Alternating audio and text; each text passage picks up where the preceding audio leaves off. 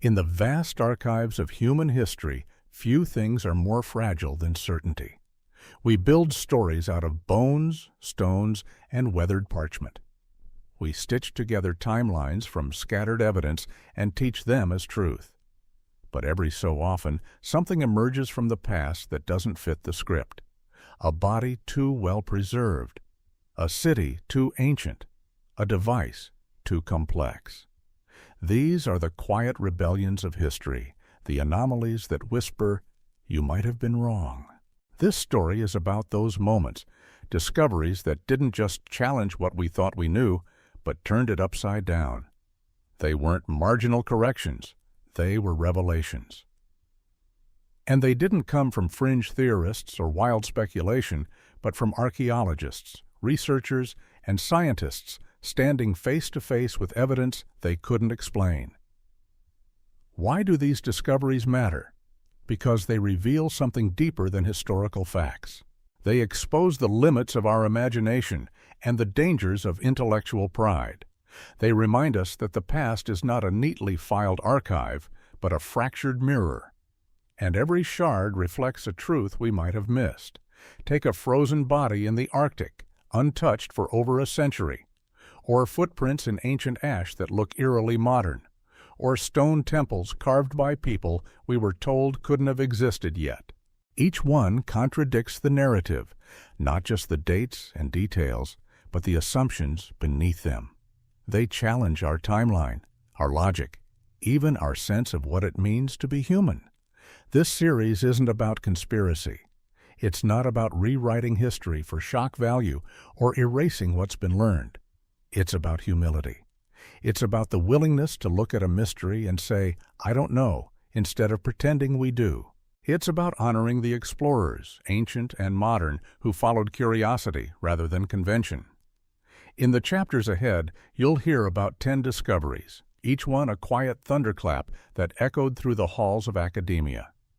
Each one a reminder that knowledge is not a finish line, but a journey. From underwater cities to prehistoric machines, from lost maps to living fossils, we'll explore the borderland where fact meets wonder. And as we move through each part, we'll ask not just what was discovered, but what it means. About us, our ancestors, and the stories we choose to believe. Because sometimes what we call history is only the version we've been able to prove so far. And sometimes the truth waits quietly, just beneath the surface, ready to change everything. So let's begin where all good stories start. Not with answers, but with questions. What if the timeline is wrong? What if the people we called primitive were brilliant in ways we no longer understand? What if the world has always been more complex than we dared to imagine? This is not just a collection of forgotten facts. It's a reckoning, a journey through the cracks in our collective memory. And it starts here. In 1984, a team of researchers set foot on a wind-swept Arctic island, searching not for treasure or fame, but for truth buried in the ice. What they found changed everything we thought we knew about human survival. Lying beneath layers of snow and time was the body of a sailor from an 1845 expedition, perfectly preserved, as if frozen in a pause between life and death. His face was still recognizable. His organs were intact. But most shocking of all, the evidence suggested he had survived far longer than anyone believed possible in such brutal, unforgiving conditions. For decades, students were taught that the Franklin expedition, 2 ships, 129 men, had vanished into the cold, dying within months after abandoning their ice-locked vessels. The Arctic, with its lethal temperatures and harsh isolation, was believed to be a place where no one could endure for long. Survival textbooks cited the Franklin tragedy as a warning. The narrative was simple. Once stranded, the men quickly succumbed to the elements. But this single sailor, frozen in time, defied that story. Analysis of his remains revealed that he hadn't perished within months. He'd lived for years. His stomach still held traces of food. His clothing showed signs of wear from continued use. Nearby artifacts suggested a prolonged, desperate attempt to stay alive. And there was more. Tissue samples indicated high levels of lead, likely from the canned food meant to sustain the crew. Signs of scurvy and starvation were evident. Familiar, tragic symptoms. But what truly disturbed scientists was the undeniable suggestion of something darker. Cannibalism. Desperation had driven the men to do the unthinkable. In their fight to outlast the cold. When these findings were published, the response from the academic world was swift and skeptical. Experts insisted the evidence must be flawed, the dating inaccurate, the conclusions exaggerated. It wasn't just discomfort. It was denial. Accepting this meant rewriting fundamental assumptions about what the human body and spirit can endure. But the evidence didn't go away. Over the years, more bodies were discovered. More signs emerged of prolonged survival under extreme conditions. Slowly, reluctantly, the survival timeline in textbooks began to shift. What was once considered impossible had become undeniable. This Arctic mystery forced a reevaluation not just of one historical event, but of the very limits of human endurance. It asked a simple, haunting question. How far can a person go when there's no one left to help them? Only the cold and their will to live. And perhaps most importantly, it exposed a deeper flaw in how we teach and learn history. When facts become fixed, we stop questioning. When stories become sacred, we stop listening. This frozen sailor, long dead but somehow still speaking, reminded us that sometimes the most powerful lessons are hidden in silence and in ice. His body is no longer just a relic. It's a testament to survival, to suffering, to the resilience we rarely credit our ancestors with. He didn't just challenge what science said was possible. He reminded us that truth doesn't care what we believe. It waits patiently to be found. It began with a fish that shouldn't have existed. In 1938, a museum curator in South Africa received an unusual catch from a local trawler, a bluish-gray fish with strange fins and scales that shimmered with ancient mystery. Curious, she sent sketches to an ichthyologist, expecting a routine identification. The reply was anything but routine. What she had discovered was a coelacanth, a species thought to have been extinct for 66 million years. The scientific world was stunned. Textbooks taught with absolute certainty that coelacanths vanished along with the dinosaurs during the Cretaceous extinction. Fossil records confirmed it, paleontology lectures affirmed it, and students were tested on it. The coelacanth was more than just an extinct species. It was a symbol of evolutionary transition, believed to bridge the gap between sea creatures and the first land-walking animals. And yet, here it was, alive. This fish, long believed to be a chapter closed in Earth's story, had somehow survived the ages without leaving a single trace in the fossil record. It hadn't just escaped extinction. It had evaded detection for millions of years. As scientists examined the living coelacanth, the contradictions deepened. It wasn't just that the fish existed. It was that it hadn't changed. Modern specimens were almost identical to their fossilized ancestors. While continents shifted, climates transformed, and species rose and fell, the coelacanth endured, unchanged, untouched by time. This directly challenged the foundational principle of evolution as constant adaptation. How could a species survive 66 million years without significant change? And if the fossil record had missed the coelacanth, what else might it have missed? The discovery sent ripples through paleontology and evolutionary biology. It exposed blind spots in how we interpret ancient life. For years, students had been taught extinction as a clean-cut event based on what fossils had or hadn't been found. But the coelacanth's return forced a redefinition, not just of the species, but of the confidence scientists had in their frameworks. In time, researchers coined a term for such cases, Lazarus taxa, species that appear to vanish from the fossil record only to reappear inexplicably alive. The coelacanth was the first, but not the last. It opened the door to an uncomfortable realization. Much of what we call knowledge is inference, not fact. The coelacanth wasn't just a fish. It was a living contradiction, a defiant survivor, a reminder that the Earth keeps secrets even from those who study it most closely. In the quiet depths of the ocean, beyond the reach of textbooks and lectures, it had waited. And when it surfaced, it didn't just rewrite a species' history, it rewrote our understanding of what the fossil record can and cannot tell us. Sometimes, the most extraordinary evidence is not what we find in stone, but what swims silently in the dark, waiting to be seen. The year was 1976. In the dusty plains of Tanzania, a group of paleontologists made a discovery that would send shockwaves through the scientific community. They weren't looking for controversy, just fossilized footprints. But what they uncovered in a bed of hardened volcanic ash would quietly challenge everything taught about human evolution. The tracks were clear, deliberate, and unmistakably human-like.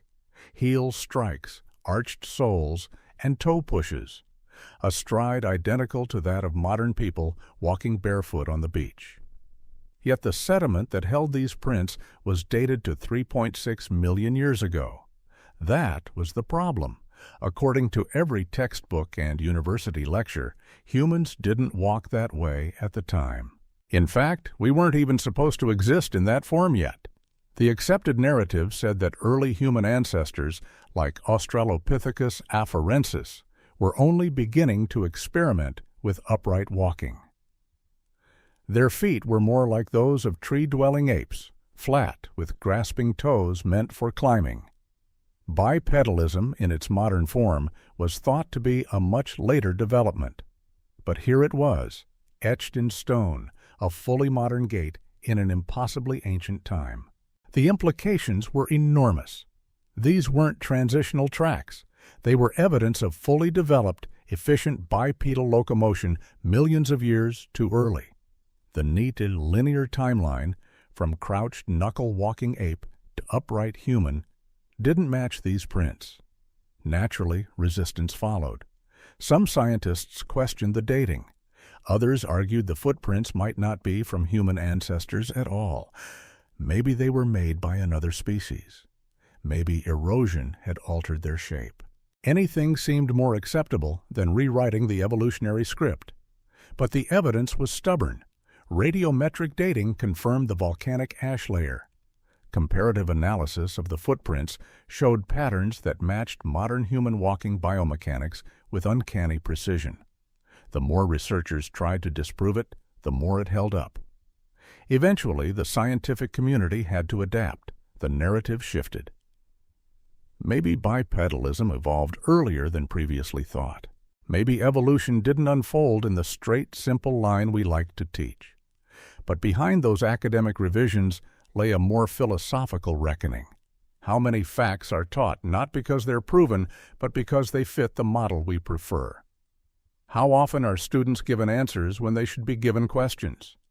Those footprints in Tanzania remain, solid and quiet, a trail through time that refuses to fit the mold. They don't just represent a step forward in human evolution. They remind us that science, at its best, is not a system of answers, but a method of asking better questions. In those ancient steps, pressed into soft ash on a long-lost morning, we find not just a mystery, but a lesson. Progress isn't always linear. Understanding isn't always complete. And sometimes, the most radical truth is the one already beneath our feet. In the heart of Australia's Blue Mountains, deep inside a canyon rarely visited by humans, a quiet miracle was unfolding. It was 1994 when a park ranger stumbled upon a stand of tall, strange trees, their bark shaggy, their branches oddly prehistoric. At first glance, they resembled nothing remarkable. But when botanists arrived and examined the foliage, their jaws dropped. The trees were supposed to be extinct. Wallamia nobilis, the Wollemi pine, had been known only from fossils dating back over 2 million years. According to every botany textbook, it had vanished from the Earth long before modern humans ever appeared. Its disappearance was cited in classrooms as a textbook example of extinction caused by ancient climate shifts. Its fossil remains were distinctive, unmistakable, but here it was, alive and growing, just a few hours outside Sydney. The discovery shattered assumptions. How could a species thought to be wiped out for 2 million years be standing, breathing, reproducing right here in the modern world? Skepticism followed. Surely this was a relative of the fossil species, not the same plant. DNA testing ended that debate quickly. The genetic match was exact. These weren't descendants or cousins. They were the very same species once thought to be long gone. The implications rippled through science. If a tree could survive 2 million years undetected in a developed country, how many other extinct species might still be out there, hidden in some remote pocket of the world? The discovery challenged not only what we thought we knew about this species, but the very confidence we placed in extinction declarations. What made the find even more humbling was its location.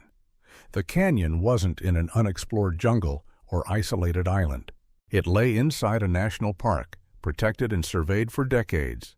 The trees had been quietly surviving climate change, wildfires, and time itself, while the scientific community confidently declared them extinct. This revelation forced a reevaluation of how we define and detect extinction.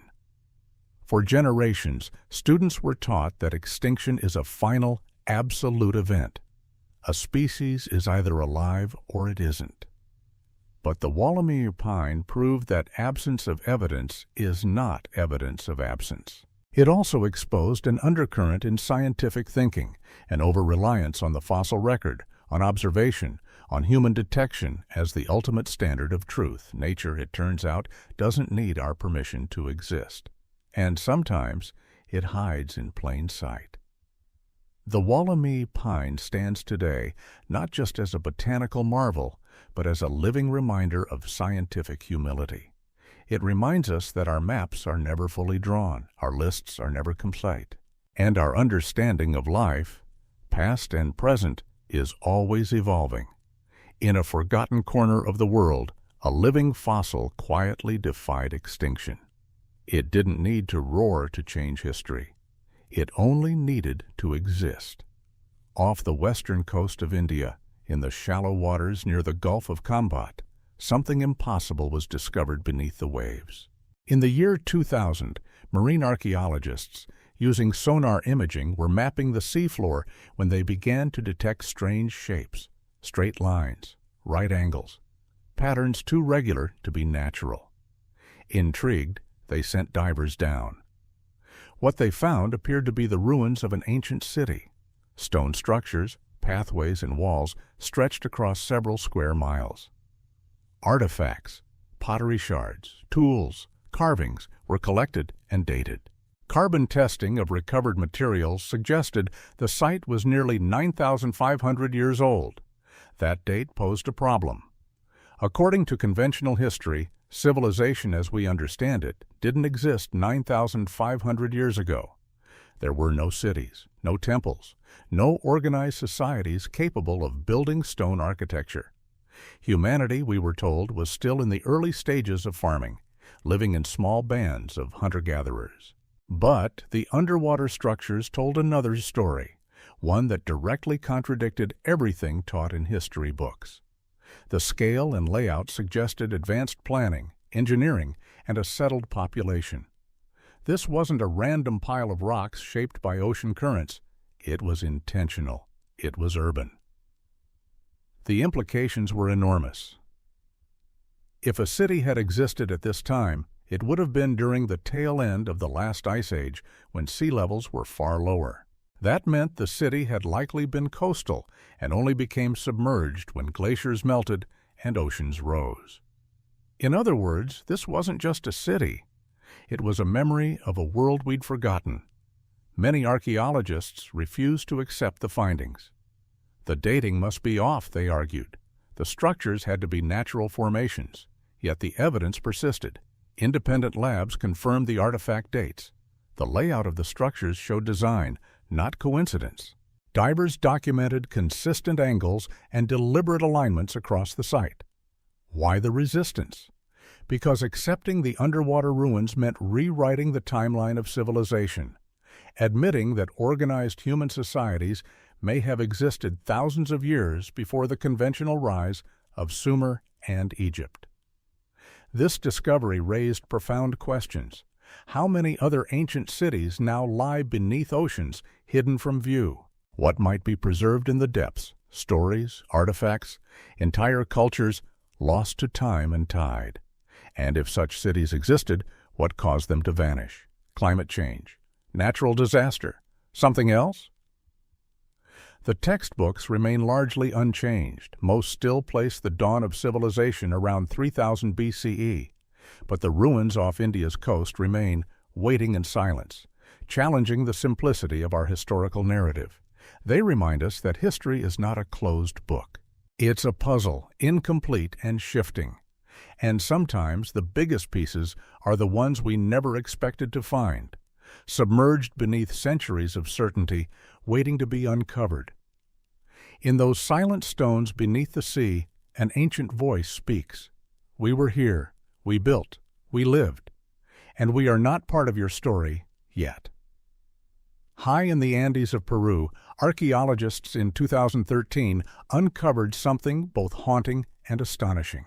At a burial site dating back over 3,000 years, they found skulls, dozens of them, bearing unmistakable signs of surgical intervention. Circular holes had been precisely cut into the bone. But what truly stunned researchers wasn't the act of trepanation itself. It was the fact that most of these patients had survived. The skulls showed clear regrowth around the edges of the surgical openings, evidence that the individuals had lived not just hours or days, but years after the procedures.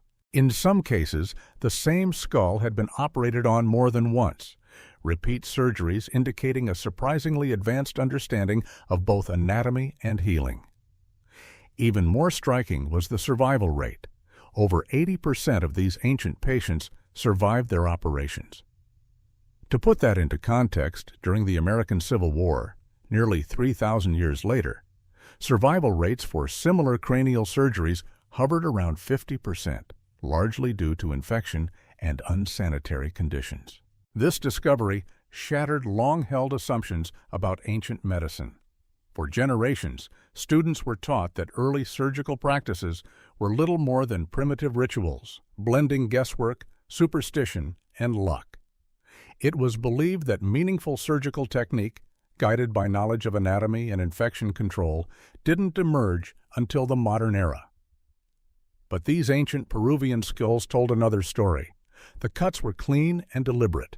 The locations of the holes avoided critical regions of the skull, showing anatomical awareness.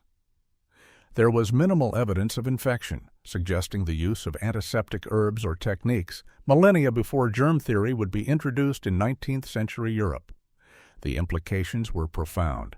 These weren't shamans blindly drilling into skulls in spiritual desperation. They were skilled surgeons practicing a form of early neurosurgery guided by observation, experience, and practical knowledge passed down across generations.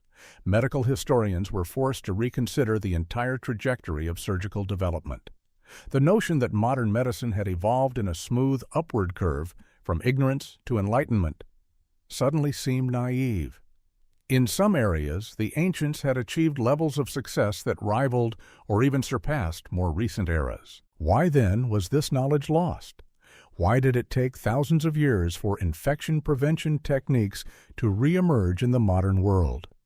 The answer lies in a truth often overlooked. Human knowledge is not a straight road. It's a winding path, filled with detours, forgotten milestones, and moments of brilliance buried beneath the sands of time. These skulls remain as silent witnesses to a forgotten chapter of human innovation. They remind us that intelligence, skill, and compassion are not the property of the modern world. They existed wherever human hands worked with care, and wherever human lives hung in the balance. In those ancient Andes tombs amid stone and silence, a deeper truth lingers. The past is not primitive, it is complex, capable, and sometimes far more advanced than we give it credit for. All we have to do is listen to what it left behind.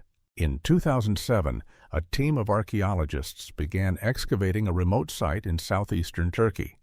What they uncovered would challenge the most fundamental assumptions about the origins of civilization. Rising from the dry, rocky earth were massive T-shaped stone pillars, some weighing over 20 tons, carved with intricate images of animals and symbols. The site would come to be known as Göbekli Tepe, and it was unlike anything the world had seen before. What made the discovery so startling wasn't just the architecture or the artistry, it was the age.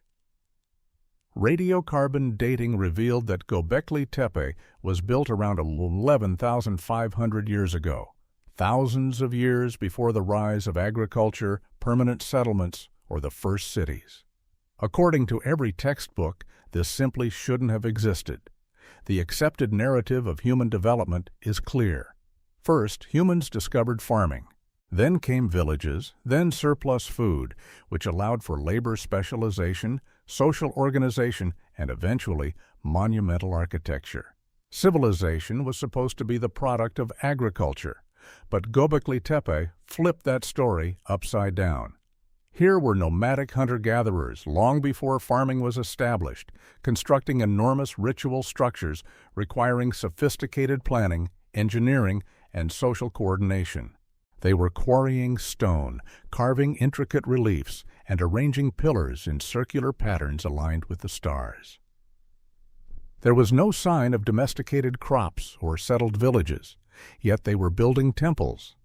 This forced a complete reevaluation of the order in which civilization developed. Could it be that the desire to come together for shared spiritual or social rituals spurred the invention of agriculture rather than the other way around? Was it community, not food, that first drove human beings to settle? Predictably, many experts pushed back. Some questioned the dating, others downplayed the complexity of the site, but the evidence held. As more layers were uncovered, it became increasingly clear. The people who built Göbekli Tepe were not primitive. They were visionaries, artists, and engineers working together in ways no one had imagined for their time. This single site forced scholars to admit that civilization didn't begin with a neat formula. It wasn't a straight ladder from cave to city. It was a web of overlapping ideas, needs, and inspirations, many of which we still don't fully understand. Göbekli Tepe also revealed how much we underestimate early humans. For too long, prehistoric people have been portrayed as simplistic, driven only by survival. But here was evidence of deep imagination, of symbolic thinking, cosmic observation, and collective purpose. And perhaps most remarkable of all is the fact that after centuries of use, the builders of Göbekli Tepe deliberately buried the site. They entombed their creation under tons of earth, hiding it from the future, and ensuring its preservation for millennia. When we look at those massive stones today, we're not just seeing ancient construction. We're witnessing a message from a forgotten chapter of humanity, a reminder that our ancestors were more complex, more capable, and more culturally rich than we ever imagined. Göbekli Tepe doesn't just rewrite history. It invites us to reimagine what history could be, and what we still might discover if we keep digging. In 1992, a quiet revelation emerged not from a dig site, but from a dusty archive of medieval maps. Researchers examining ancient cartography stumbled upon something astonishing: detailed depictions of Antarctica, centuries before it was officially discovered in 1820. Even more bizarre, the coastline shown on these maps matched what lies beneath the thick ice sheet that covers the continent today.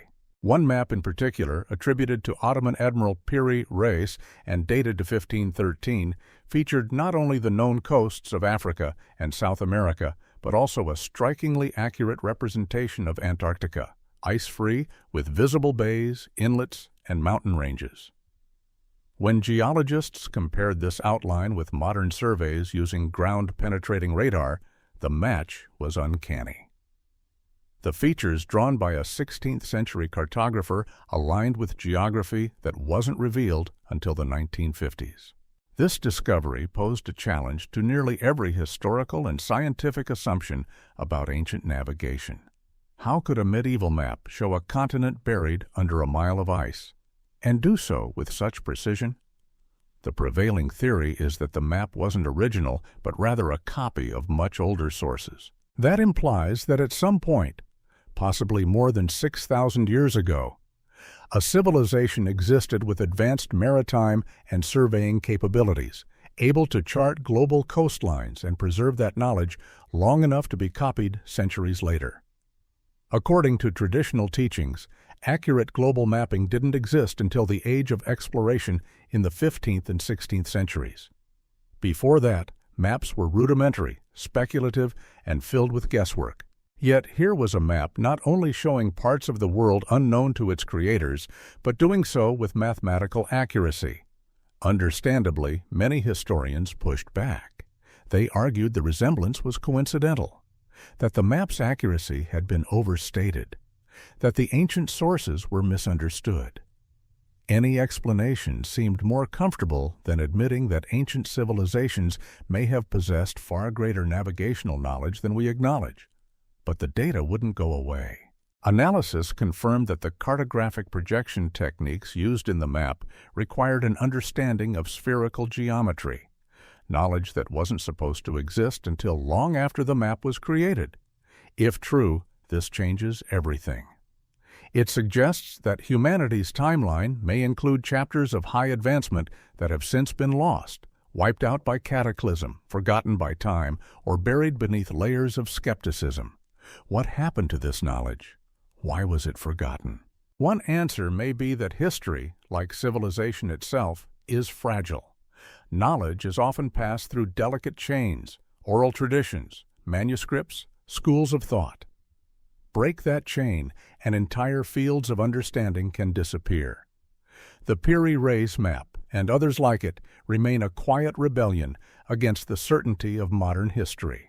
They whisper of an age when explorers sailed farther than we imagined, measured more than we thought possible, and left behind only fragments of their brilliance. These ancient charts are more than curiosities. They are reminders that progress is not always forward. Sometimes we rediscover what was once known, only to realize how much we've forgotten. In a museum in Baghdad, long before conflict and looting scattered its treasures, an unassuming clay jar sat quietly on display. Discovered in 1936 at an archaeological site near modern-day Baghdad, the jar contained a copper cylinder, an iron rod, and traces of acidic residue. For decades, it was an artifact without a clear story, until someone tried to rebuild it. When researchers recreated the jar using the original materials and filled it with vinegar, something unexpected happened. It produced electricity, a measurable, consistent electric current. This ancient artifact, now known as the Baghdad Battery, was not just a container. It was a functional electrical device. The implications were staggering. According to conventional history, electricity wasn't discovered until the 1700s, with practical applications emerging only in the 19th century. Yet here was evidence that people more than 2,000 years ago may have understood and harnessed electrical energy. Initially, the discovery was met with disbelief. Historians claim the resemblance to a battery was coincidental. Surely the jar had another purpose. Perhaps it was used for storing scrolls or holding sacred liquids. But the function was hard to deny. When rebuilt with the same specifications, it consistently produced between 1 to 2 volts of electricity. Even more curious were ancient metal artifacts from the same region showing signs of electroplating, a process that requires a power source. Was it possible that these early cultures were using electricity for practical or even ceremonial purposes? The textbook said no. The narrative of technological progress is a linear one, from candles to gas lamps, from wires to wireless. Electricity is supposed to be modern, but the Baghdad battery suggested otherwise, that someone, somewhere, discovered how to generate and use electric power, and then lost it. This isn't just a quirky historical footnote. It's a reminder of how fragile knowledge can be. Theories and techniques, once discovered, can vanish if not passed down. Invasions, disasters, or shifts in culture can bury entire technologies beneath layers of time and dust. Why didn't this knowledge survive? Perhaps it was kept secret, reserved for temples or elites. Perhaps its uses were limited, and it simply faded with the fall of the civilization that discovered it. Or perhaps, and this may be the most humbling idea, progress doesn't always go forward. The Baghdad battery invites us to rethink how we define technological achievement. It suggests that intelligence and innovation aren't exclusive to our age. They've sparked throughout history, in unexpected places, only to flicker out and be forgotten. When we look at that simple clay jar today, it tells a quiet story. Not one of modern invention, but of ancient curiosity, of people who experimented, observed, and built something remarkable with the tools they had. And then, for reasons we may never fully understand, let it slip away. In that silence, in that gap between what was and what we believe, lies a powerful truth. History isn't just about what we've learned. It's also about what we've lost. In the year 1900, off the coast of the Greek island Antarctica, sponge divers stumbled upon the wreckage of an ancient Roman ship. Among the scattered cargo was a lump of corroded bronze and wood encrusted with centuries of sea life. At first, it seemed like nothing more than debris, but hidden within that unassuming mass was something extraordinary, something that would rewrite the history of technology. It would take decades for scientists to truly understand what they had found. Using X-rays and imaging tools, they slowly revealed a system of more than 30 interlocking gears, precisely cut and arranged to track celestial movements. This device, now known as the Antikythera mechanism, could calculate the positions of the sun, moon, and planets. It could predict eclipses. It could even track the cycles of the Olympic Games. This was not just a calendar. It was a mechanical computer, built sometime around 100 BCE. That date posed an enormous problem for historians. According to the accepted timeline, such complex machines weren't supposed to exist for another 1,500 years. The Antikythera mechanism predated the first known mechanical clocks by more than a millennium. Its sophistication rivaled that of devices made during the European Renaissance. The gears themselves were cut with precision, requiring advanced tools and deep mathematical knowledge. The ratios used in the mechanism reflected astronomical cycles known to ancient Greek astronomers. But nothing in the historical record suggested they had the tools or techniques to construct such a device. And yet they had. This wasn't just an isolated fluke. The mechanism was clearly the product of an advanced tradition, the kind of invention that emerges after generations of refinement. So where were the other machines? Where was the lineage of knowledge that led to it? And why did it vanish? That's the unsettling part. No other devices like it have ever been found. The technology that created it seemed to appear and then disappear without a trace. It was as if humanity had taken a giant leap forward, only to forget it entirely. The Antikythera mechanism forced scholars to confront a difficult truth. Progress is not a straight line. Technological advances can be lost. Civilizations rise and fall, and with them, knowledge can vanish, burned, buried, or simply forgotten. In classrooms, students are taught that mechanical engineering began with the medieval clockmakers of Europe. But this ancient machine tells a different story, one of brilliance in the ancient world, of minds capable of astonishing precision and invention long before the modern era. It also reminds us how much of our history may lie at the bottom of the sea, corroded and waiting. If not for a chance encounter by sponge divers, the Antikythera mechanism might have remained lost forever. In the rusted teeth of those ancient gears, we see more than just a machine.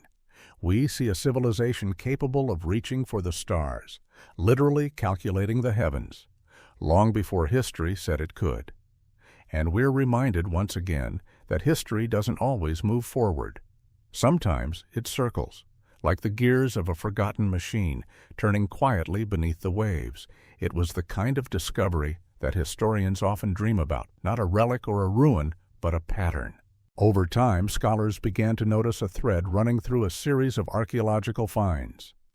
Disconnected at first glance, these discoveries all shared one unsettling trait. They contradicted what generations had been taught as unshakable fact. A sailor surviving years in the Arctic against all odds.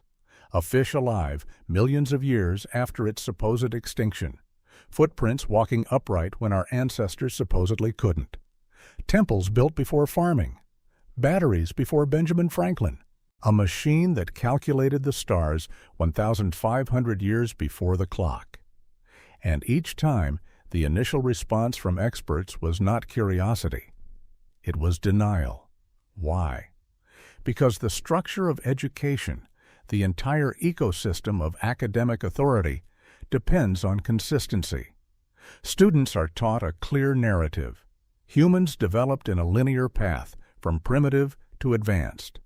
Each stage leads logically to the next, neatly organized by textbooks, exams, and institutional memory. But reality isn't neat. It's messy, full of exceptions and oddities, and history, when honestly confronted, is filled with voices that don't fit the chorus. These outlier discoveries weren't made by conspiracy theorists or pseudoscientists. They were unearthed by archaeologists, biologists, engineers, professionals who followed the evidence, even when it led into uncomfortable territory. And what they found was this. Much of what we teach as established fact is actually an interpretation, a best guess based on limited, often fragmentary evidence. That doesn't mean all knowledge is suspect, but it does mean that certainty should be rare and humility common. Yet our systems, academic, political, even cultural, often reward confidence over caution. And when a discovery threatens that confidence, the instinct is to reject it rather than reconsider the bigger picture. But here's the deeper truth. These anomalies aren't failures of science. They're proof that science works when we let it. They force us to revise, to question, to dig deeper. And they remind us that we should always be open to what the past is still trying to tell us. There's a kind of quiet courage in admitting we were wrong. It's not weakness, it's growth. And in the long arc of human history, those who dared to say, "This doesn't fit," often became the ones who reshaped our understanding. These discoveries, spread across continents and centuries, all whisper the same thing, that human history is far older, more complex, and more cyclical than we've been taught. That knowledge can rise, fall, and rise again. That progress isn't guaranteed, and sometimes brilliance is buried. In that sense, the story isn't really about ancient batteries or lost cities or living fossils. It's about us, how we learn, how we remember, and how we face the unknown. Because what we choose to believe about the past shapes how we see the present, and what we imagine for the future. The pattern is there if we're willing to see it, and it asks only one thing, that we remain curious, that we stay open, that we don't cling too tightly to the stories we've outgrown. In a world where we're taught to trust the map, sometimes it's the anomalies, the places marked, "Here be dragons," that lead to the greatest discoveries of all. Among the ancient artifacts, silent ruins, and mysterious discoveries lies a deeper question, one that may be more important than any single piece of evidence. What does it mean to be wrong about the past? For centuries, human history has been presented as a ladder, each step a clear advancement over the last, from cave dwellers to city builders, from superstition to science, from ignorance to enlightenment. And yet, time and again, real-world discoveries have complicated this story.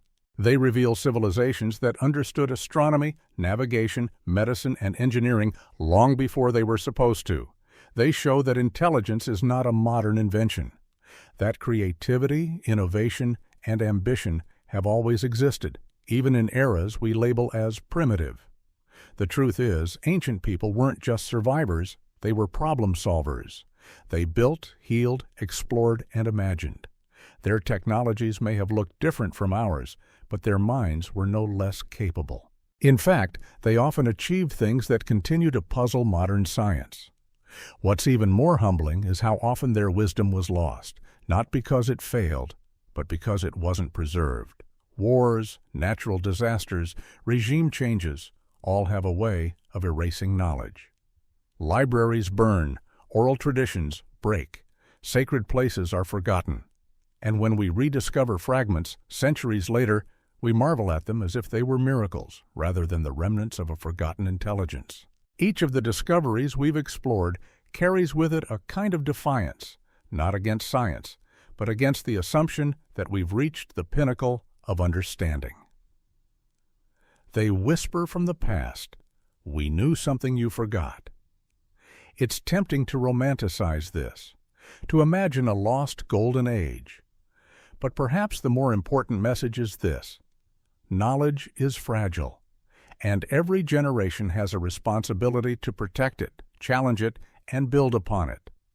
We often think of progress as inevitable, but these stories remind us that it's not. It's earned. And just as easily as it rises, it can vanish, not in a dramatic collapse, but in silence. When ideas are ignored, when findings are dismissed, when curiosity gives way to complacency. So what do we do with this awareness? We listen. We question. We stay open. Not to every wild theory or speculation, but to the possibility that the past still has lessons to teach us. That our ancestors, long gone, but not silent, may have something to say. In every footprint, every fossil, every ancient tool or star tracking gear, there is an invitation to see not just what they did, but who they were. And in doing so, we might see ourselves a little more clearly, not as the peak of human potential, but as one moment in a much longer, richer story. A story still unfolding. As we reach the end of this journey across deserts, oceans, ruins, and forgotten tombs, a quiet realization settles in. History is not a fixed narrative. It's a living dialogue between the past and the present. And sometimes the past speaks louder than we expect. The discoveries we've explored aren't just archaeological curiosities. They're reminders that truth isn't always what we were taught, that the stories we memorize in school may be incomplete, or skewed by the limits of the evidence available at the time, or worse, shaped by the biases of those telling them. But perhaps that's what makes history so powerful. It's not just about names, dates, or empires. It's about how we see ourselves, about what we believe humanity is capable of, and where we believe we're going. When we assume the past was simple, we limit the future. When we treat history as settled, we stop asking the questions that move us forward. And when we see our ancestors as less than us, less intelligent, less creative, less human, we forget that their blood runs in our veins. So what now? Now we remember that learning is a process, not a destination, that science, at its best, embraces uncertainty, that the map is never fully drawn, and maybe never should be. Because the beauty of human history is not in its perfection, but in its mystery. We are part of that mystery. Each discovery challenges us not just to rethink what we know, but how we know it. Each contradiction isn't a failure of knowledge. It's a doorway, a call to curiosity. The past doesn't owe us neat answers, but it does offer clues. Footprints in volcanic ash, stone cities beneath the sea, machines rusted beneath waves. Each one invites us to look again, to wonder, to question, to listen. because buried in the dirt and ice and silence are truths that refuse to be forgotten.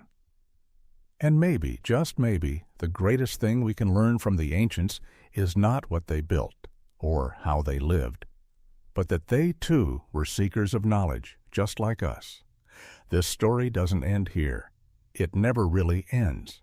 Because as long as we keep searching, keep digging, not just into the ground, but into our assumptions, we'll continue to uncover new layers of truth, and that, more than any artifact, is the real treasure. The past is alive, the future is listening, and somewhere in between we are learning to remember differently.